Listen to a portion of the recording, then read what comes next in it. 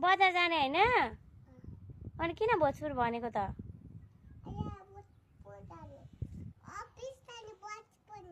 ए भोजपुरको office जाने? ए भोजपुरमा को छ? ए अनि को जान आँटेको भोजपुर? अनि तिमी एक्लै भोजपुर जान्छौ?